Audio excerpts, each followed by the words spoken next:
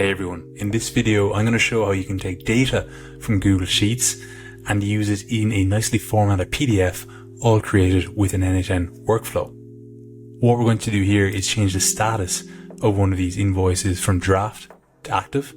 That's going to kick off this n8n workflow that's going to take the data, do some transformations, put it into a reusable template that'll then be uploaded to Google Drive, the output PDF, and we're going to get a URL returned in our Google Sheet. And you can see there, the URL has been updated. And if we open this up, we get this really nicely formatted PDF. It's including data from the Invoices tab here. It has the customer name and the customer email, as you can see here. But it also pulls in data from the line items tab here. And that's going to be different depending on which invoice you're creating. Some might have one line item, some might have 5. It's all going to be done dynamically. So I'm going to show you how to get all that up and running by the end of this video. In order to turn our Google Sheets data into an invoice PDF, whenever we change the status here from draft to active, we're going to build a reusable template and then populate it with the data from the specific row that we are activating each time. And in order to build our reusable template, we're going to use a tool called DocuPotion. Full disclaimer, there is a monthly cost, although you do get a free trial. Okay, so once you've signed up, you'll be brought to the DocuPotion dashboard. And DocuPotion uses AI to generate templates that you can reuse each time you generate a PDF. So if you go over to the template section of your dashboard and click on Create New Template, you're going to be presented with this pop-up. I'm going to call my template here Customer Invoice. You can use one of these pre-built prompts if you like, or you can type in whatever you want. So if you want a really custom report, you can also keep that information here. I'm going to adjust this slightly just so it's not specific to a freelance business. You can either provide no data and the AI will just populate it with relevant merge fields where you can replace the data with your own. But we actually do have some sample data that we can provide. So I'm going to go back to my Google Sheets and I'm going to copy everything here in the header column and I'm going to paste it into this. I am going to delete the status data just because that's not really relevant to the document itself. It's more of a kind of trigger for activating it. I'm also going to grab the headers from the line items sheet because we're going to need to include that in our document as well. Let's paste that in and let's tell DocuPotion to create our template for us. It does take a small bit of time for the AI to generate the document, so just so you're aware of that. I'm going to fast forward through this part. Okay, and you can see we have our generated document here, and you can see the DocuPotion has taken all of the fields that we provided it with and it's added them to the template. We can change this around. Let's take a look at how the default sample data looks. You can see here we have built Jane Doe, but if we wanted to change that, we could go to the data tab and just replace Jane Doe here with John Wayne, let's say. And that gets updated here. This is just for preview purposes. You will, of course, be sending your own data from the Google Sheet. Okay, you might want to make a few changes to just the look and feel of the document, and you can do that by chatting down here. So I'm going to say change invoice to invoice, capitalize it. Again, take a couple of seconds to make minor changes. If you're making really significant changes, it can take a bit of time, but if it's just a small update like this, it should be a matter of seconds and not much longer. Okay, and you can see that has come through. I want to add my own company logo. You can see here we have this kind of placeholder image. So what I'm going to do is I'm going to click on this add button here under upload images and upload. And then I'm going to say use, and I'm going to reference this image by typing in @ and you can see here we get a drop down with all our uploaded images. Use that as a company logo. And again, DocuPotion is going to go away and make the necessary update. Okay, one last change. Make the logo bigger and left align it. And then remove the your company name text. Just don't like having the company name text there when we already have the logo. Okay, pretty happy with how that template is looking now. I'm going to click on publish. So that's going to be available to use in our n8n workflow. And let's go over to n8n. Let's create a new workflow. And as I mentioned in the introduction, the trigger here is going to be whenever a user changes the status of one of the invoices from draft to active. So I'm going to go and find my trigger, and we're going to type Google Sheets in, and it's going to be triggered when a row is updated. And I've already connected to Google Sheets here, so I don't need to set up any credential. We're going to poll every 1 minute, so we're going to check every minute for an update. And I'm going to use this Invoices sheet, and I'm going to use the Invoices tab within the sheet. You have an Invoices tab and a Line Items tab. And really importantly, we are going to say we're only going to watch specific columns, and that column is going to be status. And then finally under settings, we are just going to execute once. Okay, let's just test this trigger out. What I'm going to do is I'm going to change one of these. So let's do Tom Fitzgerald to active. And if we test this out, we should see all of the data come through initially. So you can see here we have, all 1, 2, 3, 4, 5 entries. And obviously we don't want that. So what I'm going to do is I'm going to add a filter.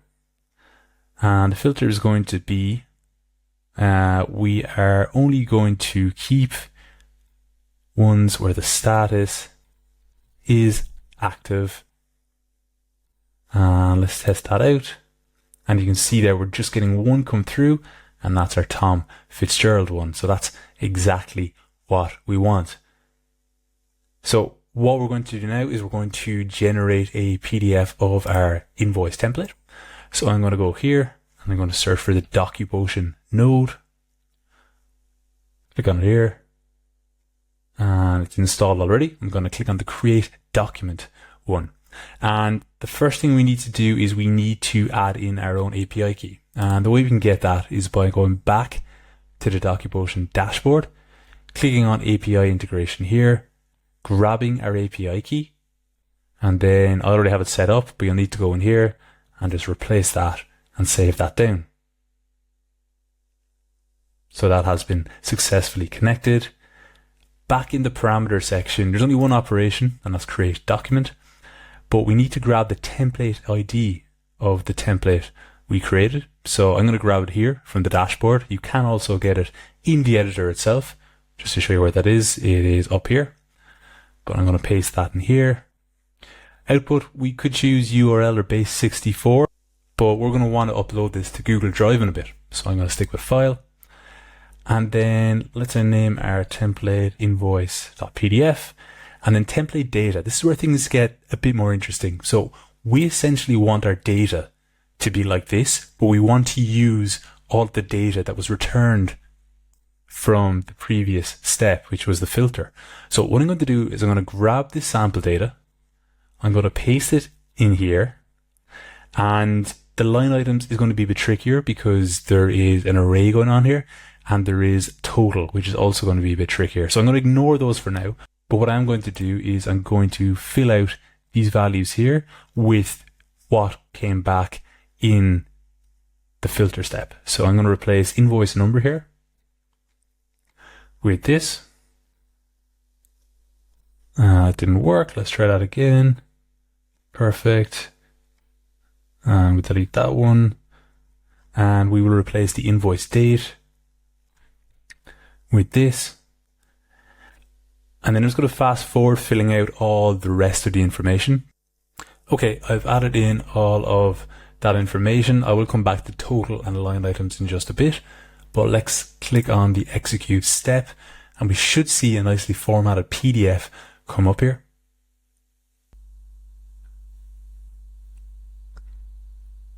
Perfect, and let's take a look at it. And you can see here, we're getting our template and we're getting all of our information coming in. Now, one thing I've noticed is we didn't change the kind of static placeholder text for our own company name in the template. So I'm just going to go back and I'm going to say to DocuPotion, change your company name to Cranford Tech.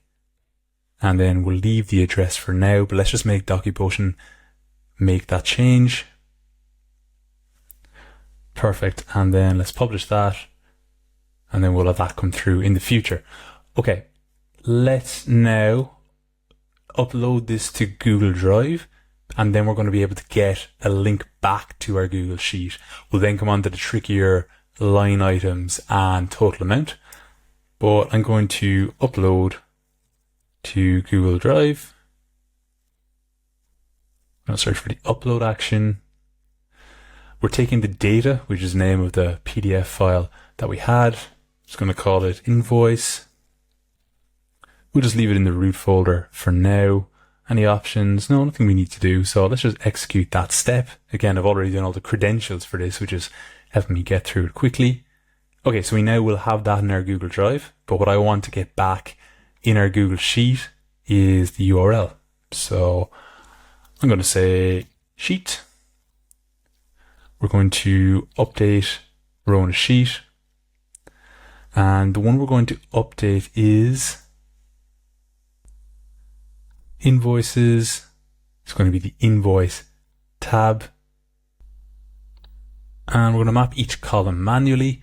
We're going to use invoice number as the column to match on. And what we can do is we can grab invoice number from our filter step, put that in there. So we're only updating the one that's been affected. And we're going to update the PDF URL with what came from our upload file action. We're going to go for the web view link. Let's put that in there and let's test that out. And now if we go back to our Google Sheets, you'll see here we have this link. And let's open it up.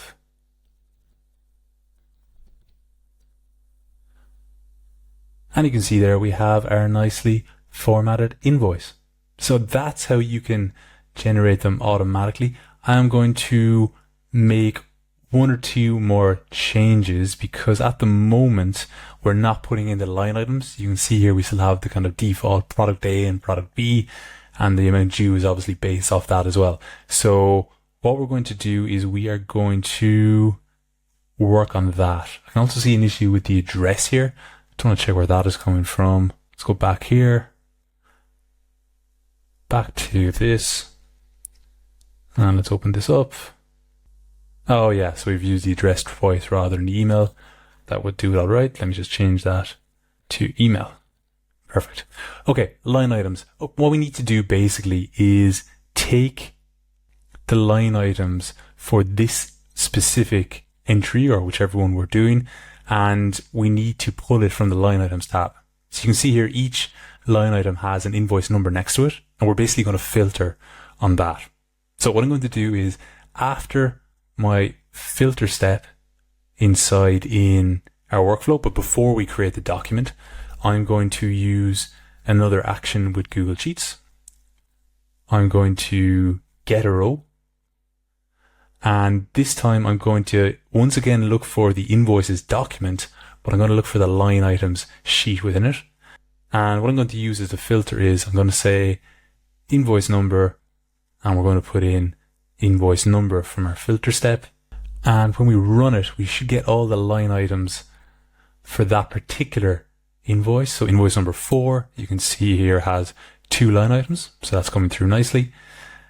And now that we've gotten all of that, what I'm going to do is I'm going to aggregate this data. So I'm going to use this aggregate node, and I'm going to aggregate all the item data into a single field. And we are going to execute that step. And you can see there we have a single JSON output with all of the data. And this is actually where I had to use some AI to help me out a bit with this. It would have been pretty nice if I could just, in the DocuPotion action, just kind of drop that inside here, but that didn't work for me. So I got ChatGPT to give me this nice piece of code, which allows us to basically take all of the data from aggregate, which is all this, but just take this section here basically on, because we already have line items in here. We just want the raw array. So that's going to give us that. And then for total, we want to again take the sum of all the amounts inside here. So what I did for that was, again, another piece of code we can use. Again, just an expression I got from ChatGPT, basically asking it, here is my data, here is the output I want.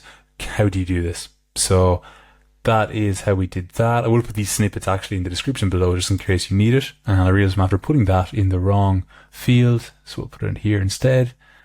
And I can see I'm after breaking the previous values as well. So let me just fix that quickly.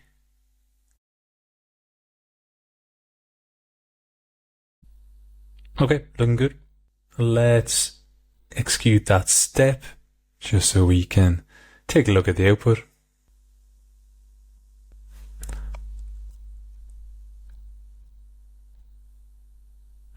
And that's looking a lot better. We have our actual line items there.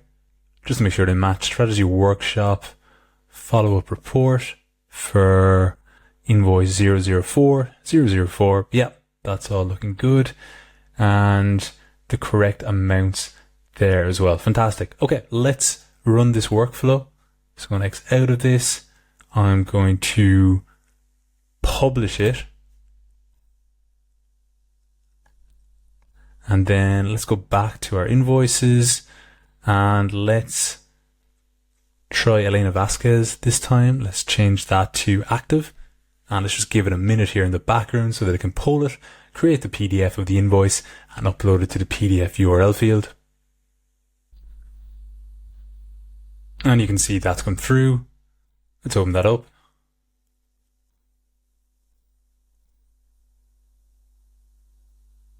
And we're getting Elena Vasquez, her address, her various line items, and the right amount there.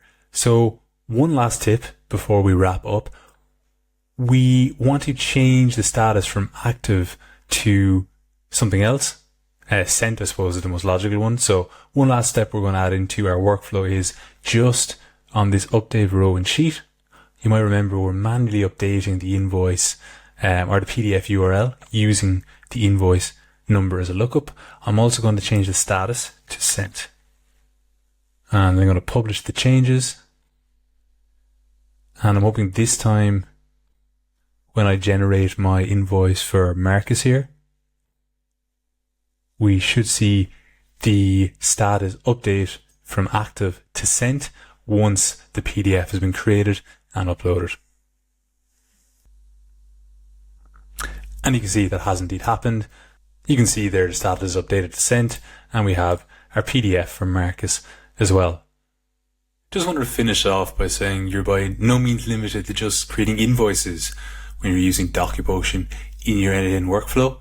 You can see here I created very quickly an employment contract template with a bunch of merge fields relevant to that, and also a business report. So, here it's kind of summary, key performance indicators, and stuff like that. So you can really generate whatever kind of document template you want with DocuPotion. Hope this video has been useful. If you do have any questions, you can let us know in the comments below.